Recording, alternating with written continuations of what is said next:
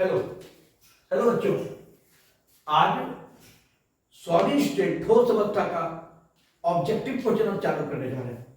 ऐसे तो आज लाइव क्लास में आना था, लेकिन यूट्यूब में लाइव ऑप्शन अभी उनको नहीं दिया, तो हो सकता है कुछ दिन पढ़ाने के बाद लाइव का ऑप्शन दे।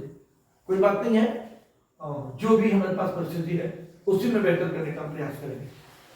तो आज से 10 क्वेश्चन फिजिकल का और 10 ऑब्जेक्टिव ऑर्गेनिक का हम देना शुरू कर रहे हैं।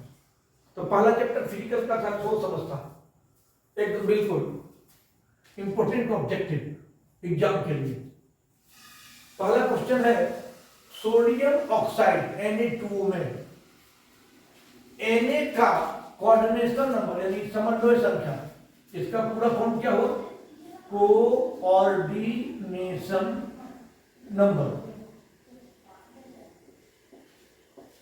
हिंदी में क्या कहते हैं इसको? समन्वय संख्या या उपसह संयोजन संख्या। याद कीजिए, समन्वय संख्या क्या बताए थे ठोस अवस्था में? ठोस अवस्था में समन्वय संख्या बताए थे कि क्रिस्टल के अवयव जो सजे होते हैं, तो प्रत्येक अवयव में जितना नजदीक का अवयव सटा होता है, उस सटे हुए अवयवों की संख्या को समन्वय संख्या कहते हैं। बेटा सिंपल सा बात देखिए ना, मान लीजिए इस तरह से सजा हुआ है, इस तरह से सजा हुआ है और सटते जाए, कोई अंत नहीं है। अगर पूछा जाए यहाँ कोऑर्डिनेशन नंबर बताओ, तो भीतर वाला देखना होगा। बोले इसमें कितना सटा हुआ है? एक ये और एक ये, यानी कोऑर्डिनेशन नंबर यह क्या हो गया? दो सटा हुआ है। बस यही बात ध्यान देना कि क्रिस्टल के अवयवों में जितना नजदीक का अवयव सटा होता है उसे कहते हैं समन्वय संख्या, कोऑर्डिनेशन नंबर। अब याद रखो, दे दिया सोडियम ऑक्साइड में सोडियम का कोऑर्डिनेशन नंबर कितना है? इसका 4 बेटा, इसका 4। ऐसे हम आपको तुमको पढ़ाया था, इस तरह से बताए थे कि Na2O में 4 आठ होता है। अगर ऑक्सीजन का पूछता तो यहां हो जाता 8। पूछता कि सोडियम ऑक्साइड में ऑक्सीजन का कोऑर्डिनेशन नंबर क्या है? 8। लेकिन सोडियम का क्या है? तो 4।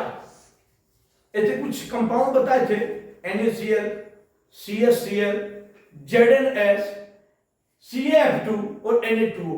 अभी तुरंत हम पहले समझा लेंगे, इसको मिटाएंगे और उसका थ्योरी हम लिख देते हैं तुरंत, 5 मिनट में देख लीजिएगा। तो ये क्लियर हो गया भाई कि सोडियम ऑक्साइड में सोडियम का कोऑर्डिनेशन नंबर 4, अगर ऑक्सीजन का पूछता तो 8। मेन फॉर्मूला ये है 4:8 है। सोडियम का 4, ऑक्सीजन का 8। कोऑर्डिनेशन नंबर क्या है? तो प्रत्येक अवयव में जितना नजदीक अवयव सटा होता है उसे कहते हैं समन्वय संख्या, उपसह संयोजन संख्या। अगला क्वेश्चन आ गया, निम्न में से कौन अक्रिस्टलीय या एमोर्फस ठोस है? हीरा या ग्रेफाइट या कांच या सामान्य लवण, कॉमन सॉल्ट। अंग्रेजी में भी दिया हुआ, which one of the following is non crystalline और एमोर्फस सॉलिड। ए भैया आप लोग पढ़े हैं ठोस का 2 प्रकार है, क्रिस्टलीय और क्रिस्टलीय। दोनों में अंतर है। क्रिस्टलीय में क्या था? अवयवी कणों का सजावट नियमित था और क्रिस्टलीय में अनियमित था। ज्यामितीय आकार वहां निश्चित था, यहाँ अनिश्चित था। यहाँ गलनांक निश्चित था, यहाँ अनिश्चित था। यहाँ एक विशेष ताप पर एक ही बार में पिघलता था, वो धीरे धीरे पिघलता था। नहीं, इस तरह से हम पढ़ेंगे। ये विषमदेशिक है, ये समदेशिक है। ये विदलन गुण दर्शाता है, ये विदलन गुण नहीं दर्शाता है। तो भैया हम आसानी से हम लोग इसको देख सकते थे, इसके बारे में जान सकते थे। अब यहाँ पर सवाल है कि एक कॉमन बात है क्रिस्टलीय और क्रिस्टलीय। क्रिस्टलीय में क्या होता है? क्रिस्टल शब्द का मतलब होता है दानेदार, और क्रिस्टल का मतलब होता है अदानेदार, चूर्ण की तरह, पाउडर की तरह। अरे भैया काम करो ना, कौन क्रिस्टलीय है कौन अक्रिस्टलीय है ये जानना है ना आपको।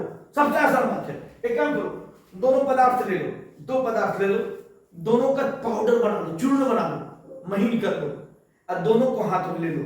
आपको पता नहीं है कि कौन क्रिस्टलीय है कौन अक्रिस्टलीय है, लेके दोनों को गाल में लगड़ो। हाँ, जिधर गाल जैसे लगड़ना शुरू किए, ये लहरने लगा। अरे वाह, लहर रहा है। अरे नहीं लहरा, ये तो और बढ़िया से चिकना हो रहा है।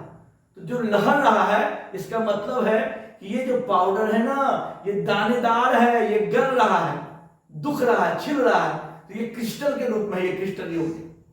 जिससे गल नहीं रहा बल्कि और गाल चिकना हो रहा है, एकदम चिकन, नेशनल हाईवे में फलना ऐसा गाल हो गया, तो वो बेटा वो क्या हो गया, ऑक्रिस्टली। जो पाउडर की तरह काम करे वो हो गया ऑक्रिस्टली, और जो दानेदार हो वो होता है क्रिस्टली। चलिए अगला। तो इसमें क्या गया, निम्न में से कौन ऑक्रिस्टली ठोस है? हीरा, ग्रेफाइट, कांच और सामान्य लवण में कांच में। सामान्य लवण का मतलब नमक भी कह सकते हो, कांच जो है ऑक्रिस्टली ठोस है। हम इसलिए पढ़ा रहे हैं कि क्वेश्चन बैंक वगैरह भी बहुत सारा किताब आता है, अब बहुत सारा ऑब्जेक्टिव कहीं बच्चा कंफ्यूज होते रहता है, इसलिए हमको लगा कि पूरे 12 पूरे सिलेबस का ऑब्जेक्टिव क्यों ना पढ़ा दिया जाए ताकि बच्चा कंफ्यूज नहीं हो। हम 2500 से 3000 ऑब्जेक्टिव पढ़ाने जा रहे हैं, रोज हम 10 फिजिकल 10 ऑर्गेनिक, इसी तरह से चैप्टर वाइज करके हम सारा क्वेश्चन देंगे ऑब्जेक्टिव का भी। फिर आइए अगला, निम्न में कौन ऑक्साइड विद्युतीय गुण दर्शाता है? विद्युतीय गुण समझते हैं ना जी, विद्युतीय गुण समझते होंगे, जो सुचालक हो, धातु की तरह विद्युतीय गुण दर्शाता है, जो सुचालक हो, जिससे करंट फ्लो होता हो। तो भैया दिया है अंग्रेजी में क्या दिया है, which of the following oxide shows electrically property like metal, यानी धातु की तरह विद्युतीय गुण दर्शाता है। हिंदी में लिखते हैं धातु की तरह, जगह कम था। निम्न में से कौन सा ऑक्साइड धातु की तरह, मेटल की तरह विद्युतीय गुण दर्शाता है? तो यहाँ SiO2, MgO और SO2 में बस याद रखना CrO2। क्रोमियम ऑक्साइड में जो है ना विद्युतीय गुण दर्शाने का क्षमता है, इसमें विद्युतीय गुण है, ये विद्युत का सुचालक होता है, एकदम याद रख लीजिए। क्रोमियम ऑक्साइड जो होता है वो विद्युतीय गुण दर्शाता है, वो विद्युत का सुचालक होता है। इसीलिए बेटा जानते हो क्या क्रोमियम ऑक्साइड में जबरदस्त गुण है, लो चुंबक का जी। अगर उसको चुंबक के नजदीक लाएंगे ना बहुत मजबूत बल से आकर्षित हो जाएगा। क्रोमियम ऑक्साइड को अगर चुंबक के नजदीक ले जाएंगे तो वह मजबूत बल से चुंबकीय क्षेत्र की ओर आकर्षित होता है बेटा, वो लो चुंबकीय पदार्थ है। क्रोमियम ऑक्साइड से अस्थायी चुंबक भी बन सकता है। अस्थायी चुंबक समझते ही होंगे कि वैसा पदार्थ जिसमें पहले चुंबक का गुण नहीं था लेकिन चुंबक के नजदीक ले आए तो डोमेन का सजावट एक निश्चित दिशा में हो जाता है, चुंबकीय आघूर्ण का मान अधिकतम हो जाता है। और भैया अगर चुंबक से दूर भी ले जाएंगे लेकिन उसके पास चुंबकीय गुण हमेशा उपस्थित रह जाता है, उसी को कहते हैं अस्थायी चुंबक। तो फिर आइए छोड़िए, यहाँ पे क्वेश्चन था कि निम्न में कौन सा ऑक्साइड विद्युतीय गुण दर्शाता है? तो क्रोमियम ऑक्साइड, एकदम याद रख लेना, क्रोमियम ऑक्साइड विद्युतीय गुण दर्शाता है। निम्न में कौन, निम्न में बेरवेदार ठोस है? बेरवेदार समझ रहे हैं, बे माने नहीं, रवेदार माने दानेदार, जो दानेदार नहीं हो, हाँ ऑक्रिस्टली ठोस। तो निम्न में कौन ऑक्रिस्टली ठोस है, बेरवेदार ठोस है? ग्रेफाइट, क्वार्ट्ज कांच, क्रोम एलम, सिलिकॉन कार्बाइड, एकदम क्वार्ट्ज कांच। क्वार्ट्ज कांच बेटा, ये कांच दे रहा है, क्वार्ट्ज से जो कांच बनता है, बालू से जो कांच बनाया जाता है वो जो है ना बेरवेदार ठोस है, यानी ऑक्रिस्टली ठोस है। अगला क्वेश्चन आ गया, HCP में परमाणु की संख्या है, हेक्सागोनल क्रॉस पैकिंग में परमाणु की संख्या है 6, एकदम याद रखिए। कोऑर्डिनेशन नंबर पूछता दिया लगा था, हाँ अगर यह पूछ देता कि HCP में कोऑर्डिनेशन नंबर है, इसमें Cn पूछता तो 12, लेकिन परमाणु का संख्या पूछा तो 6, एकदम याद रखना है। देखिए यहां दिया है, नीचे क्वेश्चन देखिए, एक धातु का अगर HCP में होता है, धातु का Cn है, तो HCP के लिए कोऑर्डिनेशन नंबर पूछा तो 12, देखिए 12 से यही चीज है। लेकिन अगर परमाणु पूछा है तो 6, एकदम याद रखिए, कंफ्यूज नहीं होना। हेक्सागोनल क्रॉस पैकिंग HCP में अगर परमाणु का संख्या पूछा जाए तो 6 देना है, लेकिन यही अगर कोऑर्डिनेशन नंबर पूछा जाए, समन्वय संख्या पूछा जाए, उपसंयोजन संख्या पूछा जाए, HCP का दोबारा एकदम 10 क्वेश्चन दे रहे ना बेटा, 1 से 2 क्वेश्चन लड़ जाएगा परीक्षा में 100%। एक चैप्टर का 50 से 60 क्वेश्चन देंगे और एकदम उसी से पूछेगा। बस हमारा यही प्रयास है कि 35 ऑब्जेक्टिव में 35 सही बनना, बस आप कोई वीडियो नहीं समझ कीजिए, इतना ही ध्यान दीजिए।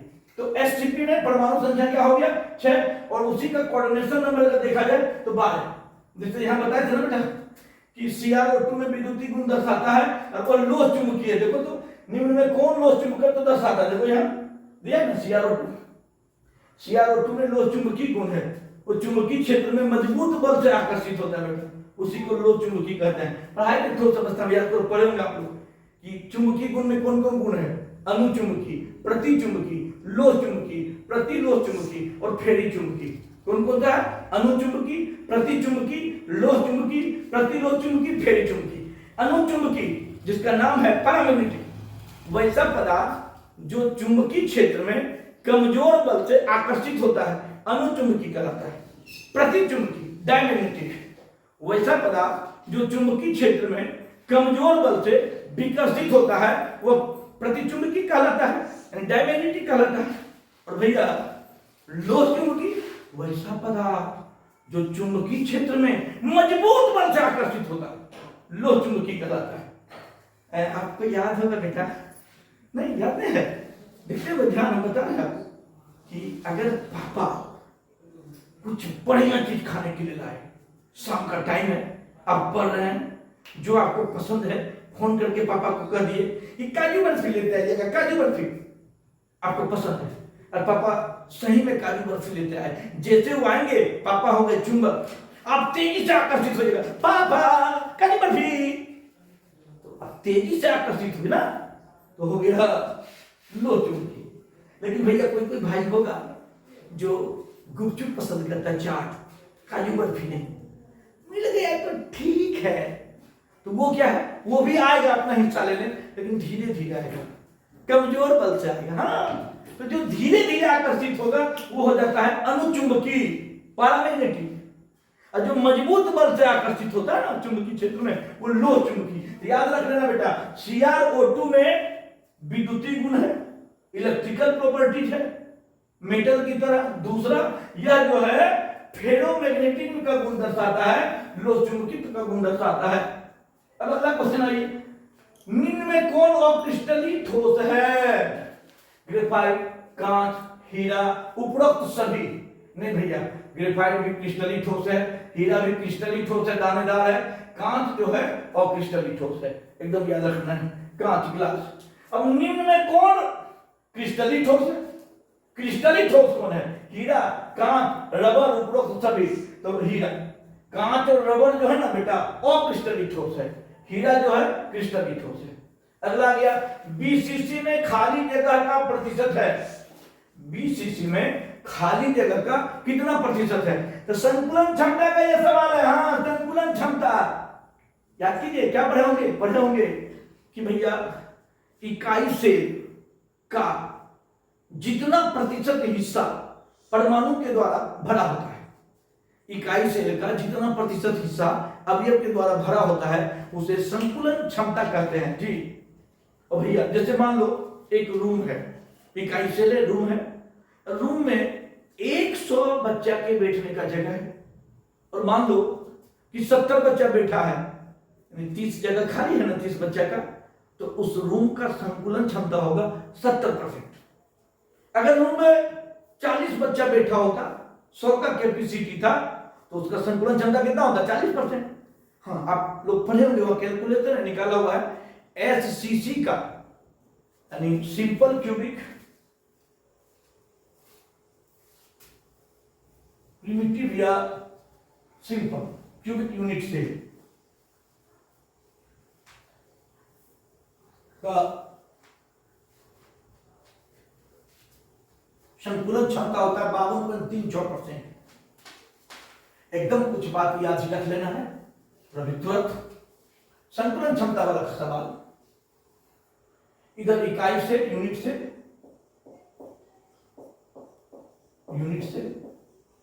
इधर संकुलन क्षमता, अंग्रेजी में कहते हैं पैकिंग फ्रैक्शन भी कह सकते हैं, अब पैकिंग इफिशियंसी भी कह सकते हैं, पैकिंग फ्रैक्शन भी इसको कह सकते हैं, या इफिशियंसी भी कह सकते हैं।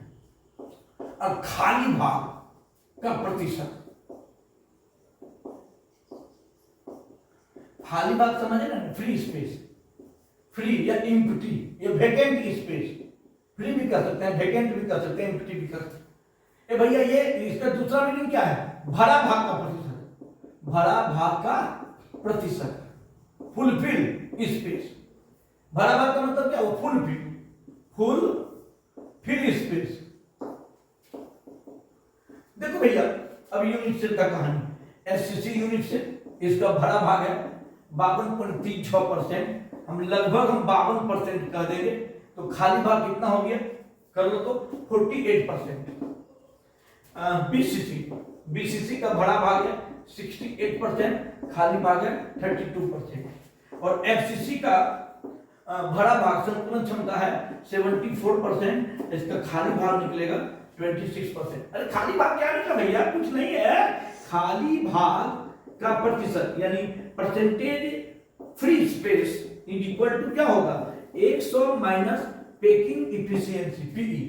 ये भाई पैकिंग इफिशियंसी संकुलन क्षमता को ही पीएफ भी कर सकते हैं और पीई भी कर सकते हैं। 100 में पी को घटा देंगे निकल जाएगा, 100 में 52 को घटा दिए 48% खाली है, 100 में 68 को घटा दिए 32% खाली है, 100 में 74 को घटा दिए 26% खाली है। याद रखना एचसीसी का बड़ा भाग 52% खाली 48%, बीसीसी का बड़ा 68% खाली 32%, एफसीसी का बड़ा 74% खाली 26%, यानी बीसीसी में खाली जगह कितना 32%। और इस तरह से अभी हम तो ये क्वेश्चन तो पहले ही बता दिए हैं कि एससीपी में अगर कोऑर्डिनेशन नंबर पूछे तो 12 और परमाणु संख्या पूछे तो 6। तो इस तरह से आप ठोस अवस्था मेहनत करके आइए, हम ऑब्जेक्टिव मिलते रहेंगे, रोज मिलेंगे इसमें। हाँ, कुछ समय के बाद हम फिर भेज रहे हैं ऑर्गेनिक का भी ऑब्जेक्टिव, जरूर मिलिए इस वीडियो के बाद। धन्यवाद। ओके।